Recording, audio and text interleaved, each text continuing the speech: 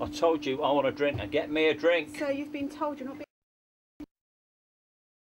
I told you I want a drink, and get me a drink. So you've been told you're not being served anymore. I want a drink. You're all right there, sir. No, I want a drink, and get me a drink. Don't put... What could be worse than finding yourself next to someone being abusive and threatening?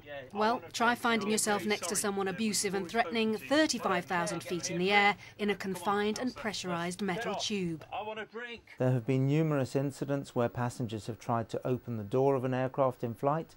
Now normally that's not a possibility, although on the much smaller aircraft it is a possibility.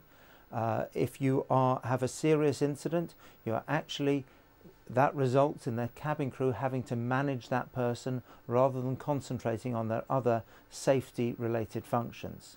And you certainly don't want any distractions on board an aircraft, particularly in the flight deck, especially at critical stages of the flight. The cabin crew from Monarch Airlines behind me are being trained to deal with unruly passengers, a problem which, according to IATA, the International Air Transport Association, is getting worse.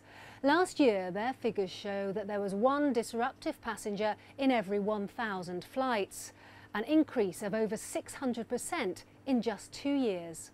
Over the past few years, we've been collecting more information about unruly passengers. We've been collecting information from our airline members and collecting it in a large database.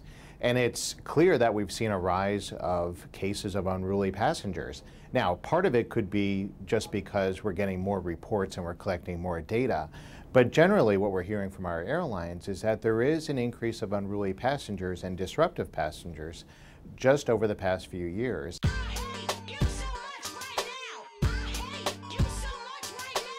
So why do an increasing number of passengers appear to be getting angrier on board? One theory is that the experience of flying these days is far from the exciting jet set experience it might once have been. Aviation used to be fun. Advertising portrays aviation as fun even today. However, the reality is we make people go through so many hurdles to get on board an aircraft. It's a stressful experience. It's the whole airport security, the queues, the lines, the interaction with officials that actually put people under a huge amount of stress before they even get on board an aircraft. That stress is not just psychological, it is physiological as well. Both being up in the air itself at 38,000 feet puts lots of pressure on your internal organs and your brain as well. But also the process of getting to the airport, flight delays, especially at the moment, and the frequency of travel as well for a lot of people can be a very accumulative thing. And so in many ways for some people, really air travel creates, if you like, the perfect storm. Could I get a drink, please? Yes, sure, madam. What would you like? Vodka. Would you like ice? Please. Often alcohol, which acts much faster on the body in flight because of the oxygen deprivation and dehydration, plays a part in disruptive behaviour. This is quite a common one. You see, we have a very nervous passenger here who doesn't know how to deal with her fear of flying. And her boyfriend has probably seen this situation before. She has a few drinks, they still don't work for her, so she wants more. And as she slowly she gets more and more blottoed, her fear of flying doesn't change at all. In fact, it probably gets worse, because for some people there's something about alcohol and flying that just exacerbates the situation. Alcohol's a psychoactive, and that makes some situations far worse. And being up in the air, that is enhanced even further. I'm fine, just get me a drink. Yeah, I won't be doing that. When someone starts behaving badly on board, it's up to the airline crew to defuse the situation and keep the other passengers safe, which is why airlines like Monarch believe training is essential and take a tough line on troublemakers. Zero tolerance.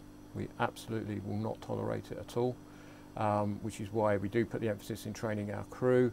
And our flight deck, our captains are very clear that in the event there is the slightest issue concerning the safety of the other passengers on board the aircraft, the crew, or ultimately the aircraft, then they should take the appropriate action.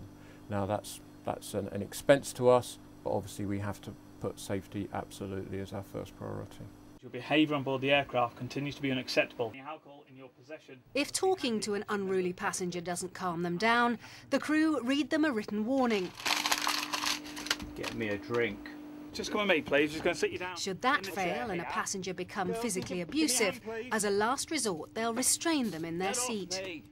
It's up to the pilot to decide, on advice from his crew, whether to divert the plane and drop off the passenger before continuing the journey.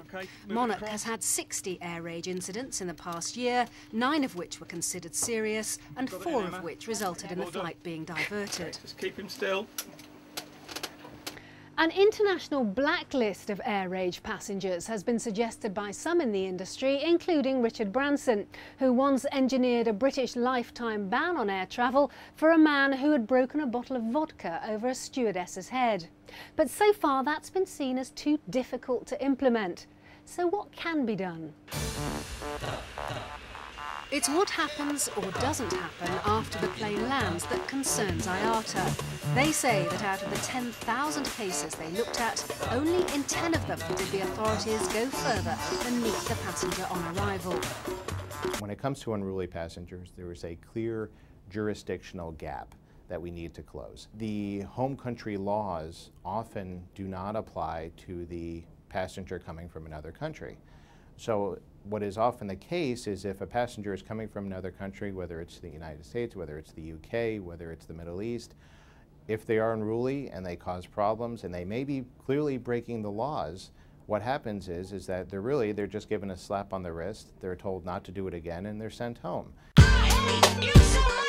In their effort to have this changed, IATA have presented their findings to the UN's International Civil Aviation Organization, who've said they'll look at the issue of unruly passengers at their next assembly in the autumn.